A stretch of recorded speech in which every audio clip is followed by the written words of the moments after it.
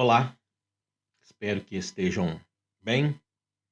Hoje nós vamos tratar em continuidade do tema da ampliação das possibilidades de proteção trabalhista na perspectiva da interpretação e aplicação da regra posta. Mais uma vez, eu reafirmo que no sistema capitalista, contar com a boa vontade do Congresso Nacional para a alteração do direito é desconhecer a quem ele serve, né? Ele serve ao capital e ele não vai, pelo menos na composição atual, promover mudanças de ampliação da proteção trabalhista. Mas nós temos regras suficientes que, se efetivadas, bem interpretadas e bem aplicadas, elas podem gerar novas possibilidades protetivas, como nós vimos, né, como vocês podem ver nos vídeos aqui no canal. Muito bem, o que eu quero destacar hoje, um pouco mais detidamente, trata das possibilidades interpretativas em torno do artigo 3º, especificamente nos requisitos subordinação jurídica e onerosidade.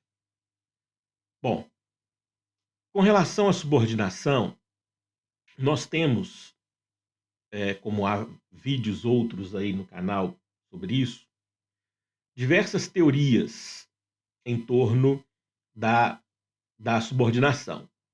E aí você pode interpretar o conceito de dependência do artigo 3º da CLT na perspectiva que melhor atenda à situação observada, ao caso concreto. O artigo 3º da CLT, ao fixar o termo dependência, e como o direito, logo em seguida, interpretou essa dependência como subordinação, isso nos deu a possibilidade de reinterpretar a dependência como subordinação a partir do contexto produtivo capitalista específico. Sobre modelos produtivos e sua repercussão, sua repercussão no direito do trabalho, influência no direito do trabalho, vocês têm aí também no canal um vídeo específico sobre modelos produtivos, trabalho e direito do trabalho. Vale a pena rever para quem ainda não viu. Então, o modelo produtivo escolhido pelo capital exige muitas vezes respostas jurídicas novas, mesmo com a regra lá de 1943, respostas jurídicas novas que possam incluir trabalhadores, ou pelo menos possam evitar a exclusão de trabalhadores a partir de um modelo produtivo novo. Então, o que nós vamos rever aqui, ou repassar, ou conhecer, para quem ainda não viu, basicamente são possibilidades de interpretação da dependência do artigo 3º da CLT na perspectiva da subordinação. Muito bem. Vamos às teorias acerca da subordinação. Normalmente, na maior parte dos casos, nós podemos resolver uma controvérsia que envolva a dúvida sobre se a relação é autônoma ou subordinada, aplicando a teoria da subordinação jurídica clássica. Ainda nessa primeira metade do século XXI, nós conseguimos enfrentar o problema com base na subordinação clássica, que tem menor ou nenhuma resistência jurisprudencial, então mais facilmente conseguiremos resolver os problemas. Subordinação clássica pressupõe o atendimento do trabalhador em relação às ordens diretas emanadas do patrão com relação ao modo da prestação laborativa. Subordinare, sub, abaixo, ordinare, ordenar. Então, ordenar para baixo. Subordinado é aquele que recebe ordens de cima para baixo. É um sentido literal da subordinação clássica, nós podemos assim definir com muita tranquilidade. Subordinação clássica pressupõe ordens diretas emanadas do contratante para o contratado, especificamente quanto ao modo da prestação laborativa. Nós conseguiríamos resolver a maior parte dos casos com base nisso. Ocorre que de uns tempos para cá, final do século XX, início do XXI, nós temos percebido estratégias do capital com relação ao modo da produção, com relação aos seus modelos produtivos, em que há a desnecessidade da ordem patronal direta com relação ao modo de produzir. Isso porque a figura da chefia, do encarregado, aquela pessoa que trabalha apenas para fiscalizar o trabalho do outro, a pessoa que dá ordens de cima para baixo muito claras, verticalizadas, que alguns impropriamente chamam de hierarquizadas, essas figuras podem, em muitos contextos produtivos, inexistir. Mas, ao mesmo tempo, nós não vamos enxergar, em algumas relações, a autonomia. O que é a autonomia? A autonomia é o polo antitético ao da subordinação. Auto, nomos. Auto próprio, nomos, regra. O autônomo é o que produz, que cria, o que faz a sua própria regra quanto ao modo de trabalhar. Então, enquanto o subordinado clássico cumpre as ordens diretas do contratante quanto ao modo da prestação, o autônomo faz as suas próprias regras relativas ao modo da sua prestação. Então, aí a distinção. Só que, em muitos casos, nós não vamos ver claramente, de modo expresso, transparente, nem subordinação jurídica clássica e nem a autonomia nos moldes aqui destacados. Nesses casos fronteiriços, nós temos, a partir de modelos produtivos específicos, teorias que tentam reinterpretar o artigo 3º da CLT para dizer o que é dependência lá e o que é subordinação jurídica para nós. Talvez a primeira tentativa mais exitosa de um novo conceito de subordinação venha das lições de Paulo Emílio Ribeiro de Vilhena, no final do século XX, em uma obra muito importante, publicada pela editora LTR, chamada Relação de Emprego, Estrutura Legal e Supostos. É uma obra densa que trata dos requisitos do emprego, com destaque para a subordinação jurídica. E ali, o professor Paulo Emílio Ribeiro de Vilhena propõe que a subordinação não deve ser buscada na sua perspectiva subjetiva, ou seja, da pessoa que trabalha e que recebe ordens. Para ele, a subordinação é objetiva porque se concentra na atividade. Para ele, não se deve buscar a subordinação na pessoa que trabalha, e sim na atividade que se desenvolve. Então, ele leciona que a integração do trabalhador na empresa deve dizer se há ou não a subordinação. Então, a integração da atividade do trabalhador deve fixar se há ou não a subordinação. Ele destaca que não se contrata subordinação. O que se contrata é a prestação de serviços, que se desenvolve com ou sem subordinação. Então, ele define a subordinação como a participação integrativa da atividade do trabalhador na atividade do credor. Então, vejam, se a atividade do trabalhador se integra à atividade do credor do trabalho, existe subordinação jurídica, existe a possibilidade da compreensão ou da fixação da relação de emprego. Aqui, então, a percepção é objetiva e concentrada na atividade. A subordinação é a participação integrativa da atividade do trabalhador na atividade do credor do trabalho. Então, estão integradas a atividade do trabalhador e a atividade do contratante. Isso é subordinação jurídica objetiva. Me parece aí, é uma percepção pessoal, que essa teoria dá ensejo às demais que vieram em seguida.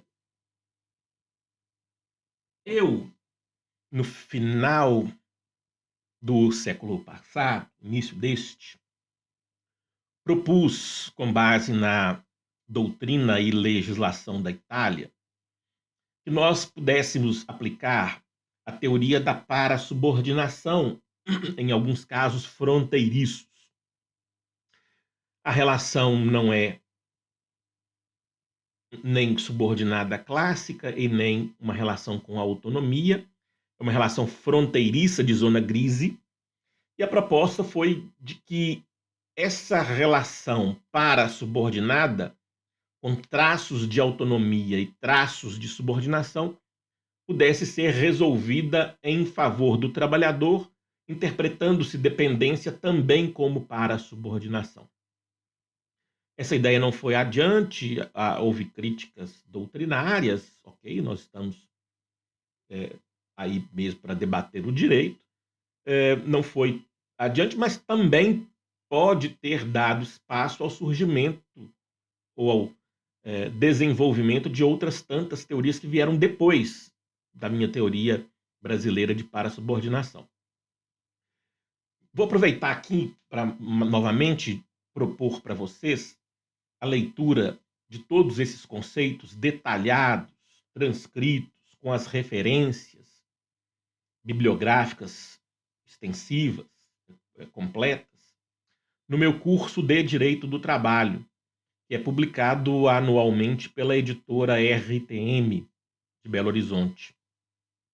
Você acha para comprar aí na Amazon, nas bibliotecas digitais, nas livrarias digitais, melhor dizendo, e também no site da editora RTM. Lá no meu curso você tem todos esses conceitos que estão aqui, que eu estou passando para vocês brevemente, detalhadamente, com os meus comentários, com as minhas explicações sobre eles. Então, deem uma olhada lá. Então, cronologicamente, primeiro nós tivemos a proposta do professor Paulo Emílio com subordinação objetiva. Em 2001, eu proponho a teoria brasileira de parasubordinação para solução de zonas fronteiriças, em que há, ao mesmo tempo, traços de autonomia e traços de subordinação jurídica. Então, resolver-se-ia a situação em favor do trabalhador, dependente por parasubordinação. Depois, e aí com maior êxito, foi desenvolvida pelo professor Maurício Godinho Delgado a teoria de subordinação estrutural. Esta é a teoria de subordinação exitosa, vencedora no Brasil, muito bem consubstanciada nas lições do professor, aceita amplamente pela doutrina e aplicada pela jurisprudência majoritariamente. Então, na dúvida, se você está lá com um processo judicial complexo e a subordinação clássica não está presente, mas também não está presente a autonomia, se você estrategicamente puder utilizar a teoria da subordinação estrutural, a sua chance de êxito é maior, porque essa é a teoria mais conhecida e reconhecida pela jurisprudência. Vamos a ela. Também é aqui uma perspectiva objetiva da subordinação, em que o professor Maurício Godinho Delgado diz que a subordinação estrutural se expressa pela inserção do trabalhador na dinâmica do tomador de seus serviços. independentemente de haver ordens ou não. Então, ele estruturalmente acolhe, ele, trabalhador, acolhe a dinâmica de organização e funcionamento do contratante. Então, o que acontece? Ainda que ele não receba ordens diretas de ninguém, ele não chega no estabelecimento empresarial para trabalhar impondo, dizendo as suas próprias regras. O trabalhador não é autônomo para chegar no estabelecimento e fazer o seu trabalho do modo que melhor lhe aprouver, independentemente do que está à sua volta. Pela subordinação estrutural, o trabalhador se insere na dinâmica do tomador dos serviços, do contratante, observando sua dinâmica de funcionamento e organização. Então, a sua inserção, e aí me permita, voltando lá ao professor Paulo Emílio, a sua integração nesse contexto produtivo, na forma que ele, contexto produtivo, impõe, é que revela a subordinação jurídica, independentemente de ordens patronais diretas quanto ao modo da prestação. Então, ele integra uma estrutura, ele, trabalhador, integra uma estrutura, se adaptando, se adequando à sua organização e não do jeito que ele quiser. Daí a subordinação estrutural. Como eu disse, trata-se de teoria assentada, exitosa, aplicada, e, se na dúvida, vá nessa linha. É claro, né, gente? Sempre tem alguém para dizer que isso não existe, que a única subordinação jurídica existente é a clássica. Há um julgado, até que eu cito nos meus livros, nos meus artigos, um julgado mineiro, RT Terceira Região, que diz que só existe subordinação clássica e o resto é, aspas, mero devaneio acadêmico. Isso num acórdão do TRT da Terceira Região. Devaneio acadêmico. Para esse julgador, para essa turma julgadora, só existiria subordinação clássica. O resto é, aspas, devaneio acadêmico. Então, se você está advogando para o patrão, esse é o seu posicionamento. Se você está advogando para o trabalhador, o posicionamento mais seguro, a construção teórica mais segura é a da subordinação estrutural hoje em dia. Temos outras. A proposta de subordinação reticular da lavra do professor José Eduardo de Rezende Chaves Júnior. Ela se presta a resolver controvérsias de autonomia versus subordinação na terceirização. Reticular porque é em rede, uma análise daquele trabalho em rede. Que existe, né, nos contextos produtivos toyotistas, pós-fordistas?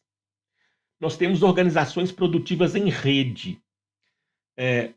Pense numa montadora de automóveis que tem ao lado, no seu entorno, diversas sociedades empresárias que produzem componentes, peças, e fornecem para essa sociedade empresária principal. E ela faz a montagem do veículo. Então, existe uma rede de pessoas jurídicas que contratam trabalho, e a teoria da subordinação reticular tenta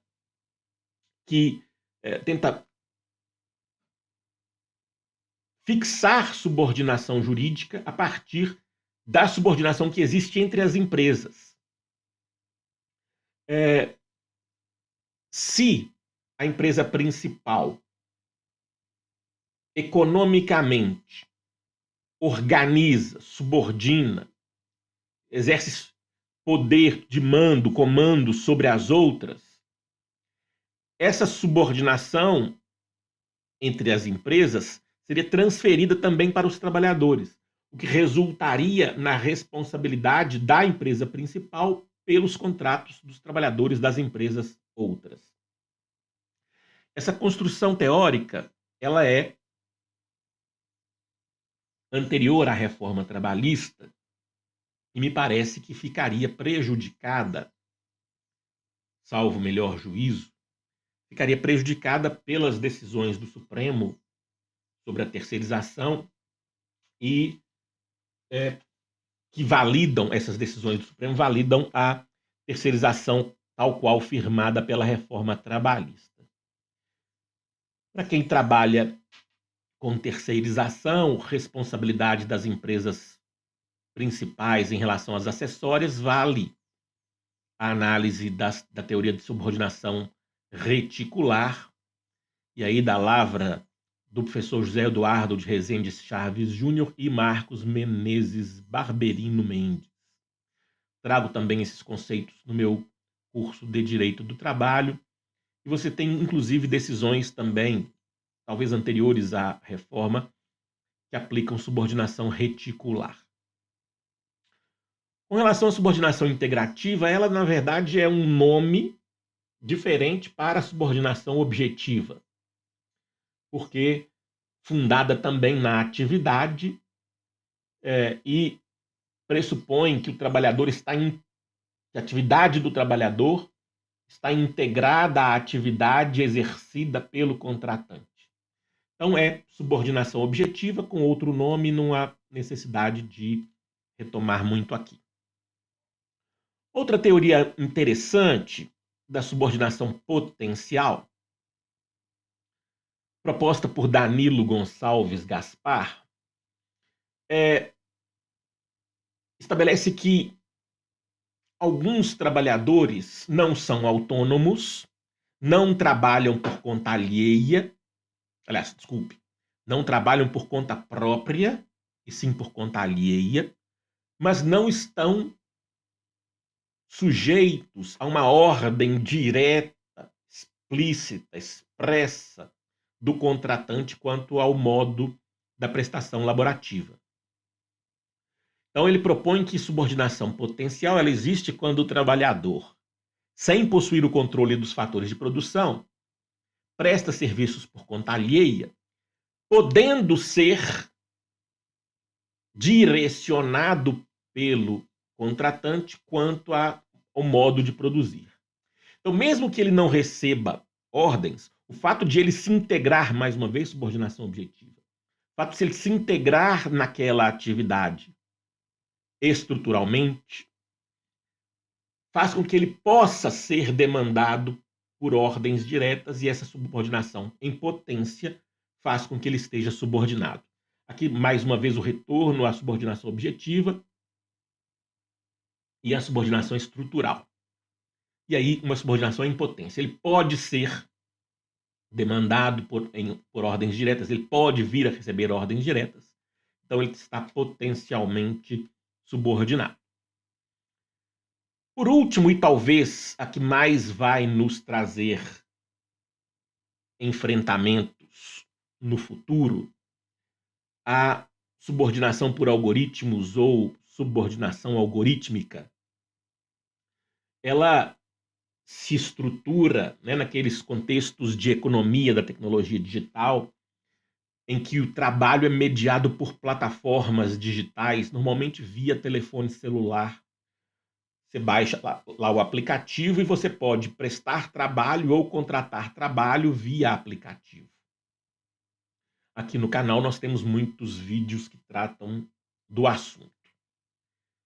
Eu, a partir de estudos de autores nacionais e estrangeiros, propus recentemente um conceito de subordinação algorítmica como elemento fático inerente à relação de trabalho na economia da tecnologia digital, em que o contratante exerce o poder diretivo valendo-se de controle indireto do trabalho por meio de roteiro sequencial de instruções digitais que resultam em comandos a serem executados pelo trabalhador, cuja prestação laborativa é mediada pelo uso de aplicativos ou outros meios tecnológicos.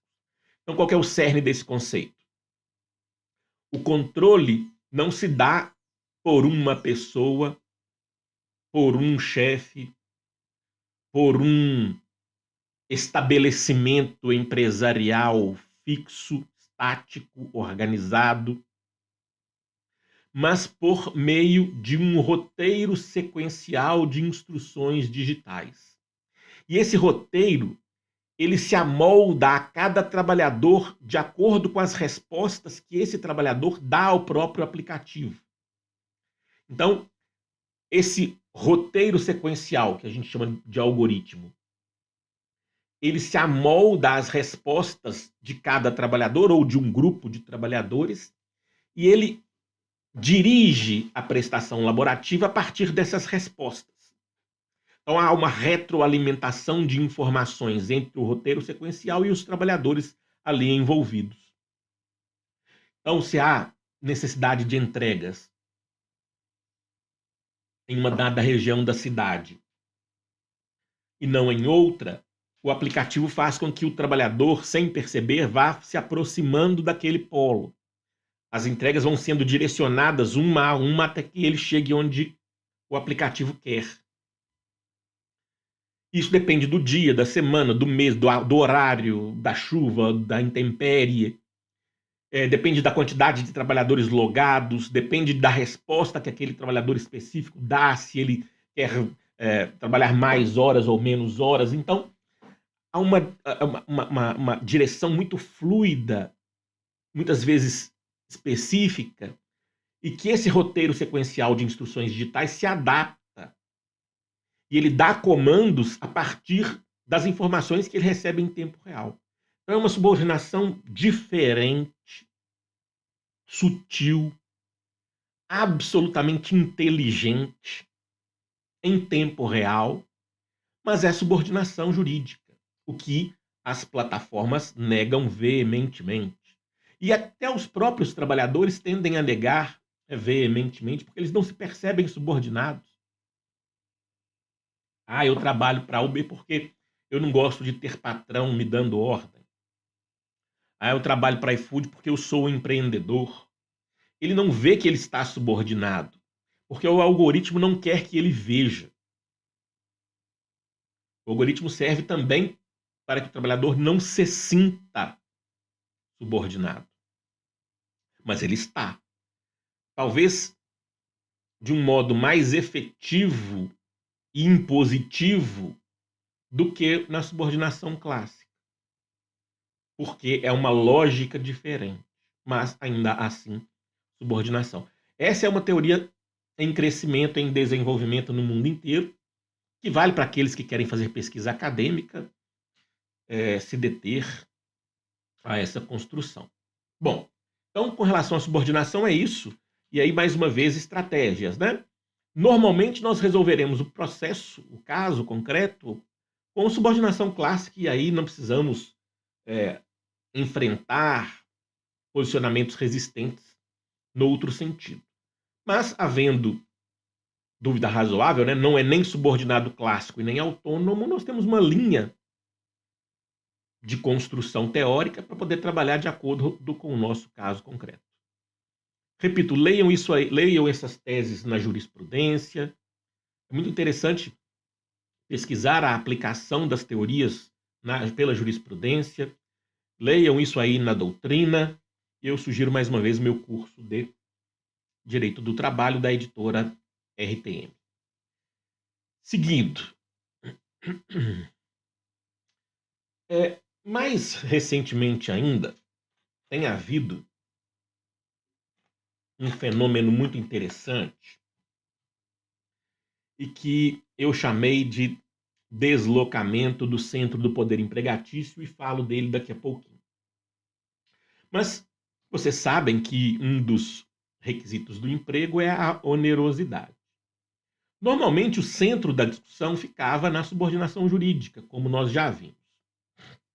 Atualmente, tem havido uma divisão de atenções na discussão teórica entre subordinação e onerosidade. Então vamos a ela. O que é uma relação onerosa? A relação onerosa é aquela que pressupõe obrigações recíprocas. O trabalhador se obriga a trabalhar e o contratante se obriga a pagar salário. ou pagar contraprestação, ou entregar contraprestação, como queiram.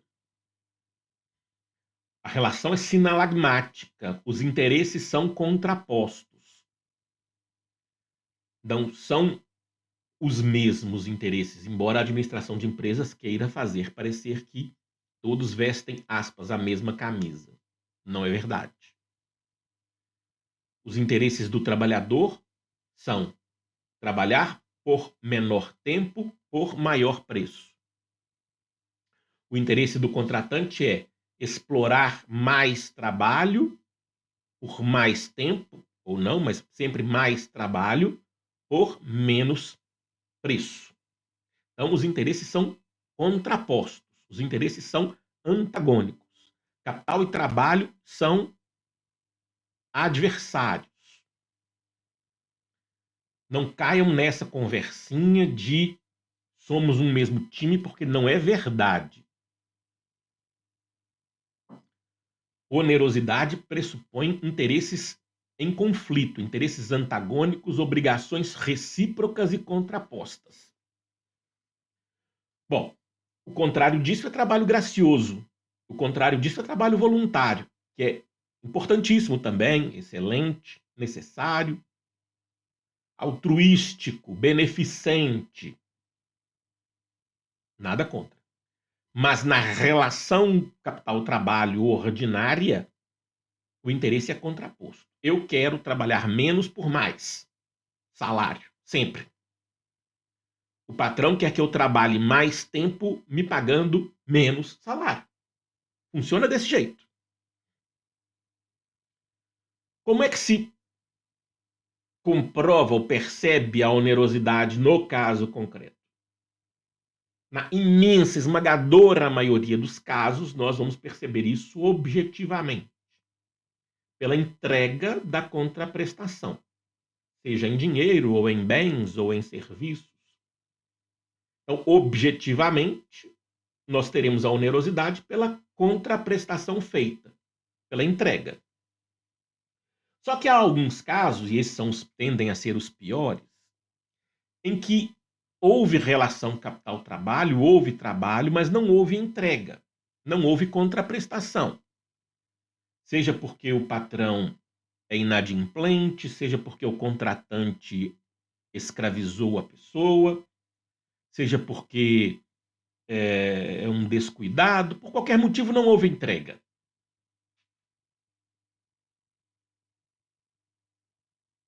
Nesses casos excepcionalíssimos, nós vamos ter que buscar o aspecto subjetivo da contratação na perspectiva do trabalhador. Ao ser contratado, a sua expectativa era onerosa, ou seja, ele foi para trabalhar por dinheiro, ele foi para trabalhar em troca de alguma coisa, ou ele foi por altruísmo, por beneficência? Se ele foi por dinheiro, se ele foi por uma relação de troca, ainda que não tenha havido a contraprestação, subjetivamente a onerosidade se comprova. Então aí é uma pesquisa fática um tanto mais complexa, mas ok, não tem muita dúvida em relação a isso. Bom, o que tem acontecido ultimamente e que tem destacado a onerosidade dentre os requisitos do emprego? Tem acontecido o que eu chamo de deslocamento do centro do poder empregatício. Eu tenho alguns artigos em que eu trato desse assunto. Um deles tem até esse título mesmo, fica fácil de você achar aí no Google. É um artigo já mais antigo, mas ainda atual. Nós costumávamos assentar que o centro do poder empregatício, o centro de ordens, estava na subordinação. Nós vimos há pouco. Normalmente, o centro do poder é a subordinação com ordens emanadas quanto ao modo de produzir. Só que o capital percebeu alguma coisa muito interessante e que vem ganhando cada vez mais espaço nas mais diversas esferas de prestação laborativa, que é a ausência da ordem direta quanto ao modo, em troca de uma responsabilização pessoal do trabalhador com o resultado do seu próprio trabalho. Vamos pensar o seguinte: um empregador qualquer tinha lá uma equipe gerenciada por uma pessoa, e esse gerente fiscalizava tempos, movimentos, horários, qualidade, e dava as ordens em relação a isso. Hoje, como é que é mais fácil fazer? Olha, vocês têm uma meta a cumprir enquanto equipe ou individualmente. Vocês têm que produzir com essa qualidade nesse tempo. Dada essa meta, fixada essa, pode ser meta ou tarefa, se o resultado não é alcançado, a pessoa é afastada, dispensada. E se é alcançada, ela é remunerada ou paga. Se for prêmio, não é remuneração, né? Hoje, se for prêmio, a natureza jurídica é outra, mas a pessoa é paga se ela completa aquilo que foi, se ela entrega aquilo que foi projetado. Então não precisa de ordem direta quanto ao modo, não precisa de uma chefia presencial, não precisa de um encarregado olhando quem está fazendo o quê. Há uma responsabilização pessoal por resultados de uma equipe ou individual, e o dinheiro exerce subordinação, ou melhor, também exerce subordinação, mas nesse caso o dinheiro exerce poder organizativo vinculado à onerosidade, não mais à subordinação. Esse é um aspecto interessante que não vem sendo tratado amplamente pela doutrina, está aí com espaço teórico aberto. Convido vocês a pesquisar e vou indicar um artigo meu, publicado em alguns lugares, você encontra digitalmente. Chama O Novo Perfil da Onerosidade no Contrato de Emprego, algo assim. Se você digitar aí Novo Perfil da Onerosidade, você vai achar esse meu artigo publicado em algum lugar, em alguma revista científica. E eu sugiro a leitura porque é uma abordagem nova, é uma abordagem diferente sobre o poder do dinheiro concentrado na onerosidade e não mais na subordinação jurídica, com o mesmo efeito. Depois, até num passo adiante, uma mestranda sob minha orientação, a Liza, ela desenvolveu uma teoria de que os requisitos do emprego são 4, excluindo a subordinação jurídica da exigência para a conformação do vínculo em razão de novos perfis de onerosidade. Vale também a pesquisa da dissertação da Liza Marcatini. No site da UFOP, você encontra a dissertação da professora Liza, Liza, sobre os 4 requisitos do emprego sem subordinação jurídica. Trabalho por pessoa natural, pessoalidade, não eventualidade e onerosidade. Muito interessante, vale a leitura. Espero que ela publique em livro em breve. Muito bem.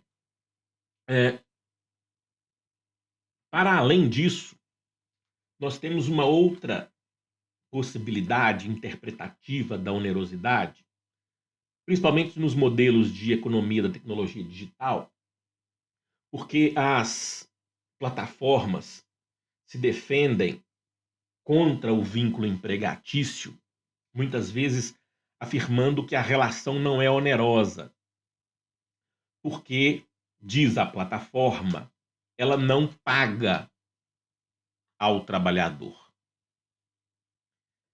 E aí eu desenvolvi diversos perfis de onerosidade. E eu vou trazer aqui um deles, depois vocês vejam os outros nesse meu artigo, Novo Perfil da Onerosidade na relação de trabalho ou relação de emprego, Novo Perfil da Onerosidade.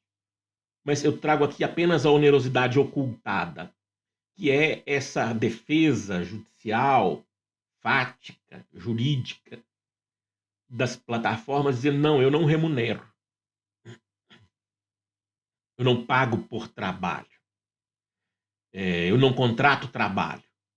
Eu forneço um aplicativo, o cliente precisa de trabalho, o trabalhador precisa trabalhar. Eu apenas faço um encontro entre eles, não remunero ninguém. E aí eu chamei de onerosidade ocultada. E ela se oculta e se apresenta como onerosidade indireta ou como onerosidade inversa. Na onerosidade indireta, o pagamento da contraprestação por trabalho não se dá pelo contratante, sim por um terceiro, que é o cliente. A plataforma diz, eu não remunero. Quem paga pelo transporte é o cliente que entrou no carro. Nunca paguei para esse cidadão. Quem paga é o cliente. Ora, a onerosidade é indireta aqui, ocultada e indireta. Quem paga, sim, é o cliente, mas porque ele prestou o serviço via plataforma. Mal comparando, e faço aqui apenas para explicar, eu não teorizo muito sobre isso, mas apenas para explicar, quando o garçom recebe gorjeta diretamente do cliente, nós não vamos dizer que aquilo não é onerosidade. Nós vamos dizer até mesmo que aquilo é remuneração. Por que na plataforma tem que ser diferente? Ora, é onerosidade, só que é indireta. Quem paga não é a plataforma mesmo, não. Quem paga é o cliente, ok. Mas a onerosidade está presente porque o trabalhador da plataforma trabalha lá porque quer receber em troca. E recebe em troca, ainda que negue. Ah, diz a plataforma, e aí onerosidade inversa. Ah, diz a plataforma. Quem me paga, na verdade, para usar a plataforma é o motorista, é o entregador. Quando ele recebe em dinheiro do cliente, ele vai e me paga a minha parte. Então, diz a plataforma, eu sou credora do dinheiro, ele é meu devedor, então ele não pode ser meu empregado. Aqui eu chamo de onerosidade inversa. O trabalhador recebe o dinheiro de alguém e repassa ao seu contratante um valor parcial. Só que isso está envolvido num contrato de adesão à plataforma em que há o repasse de uma parte do valor do trabalho à plataforma. Nenhum problema também. Existem outros contratos de trabalho que o trabalhador recebe o valor e repassa uma parte para o seu patrão.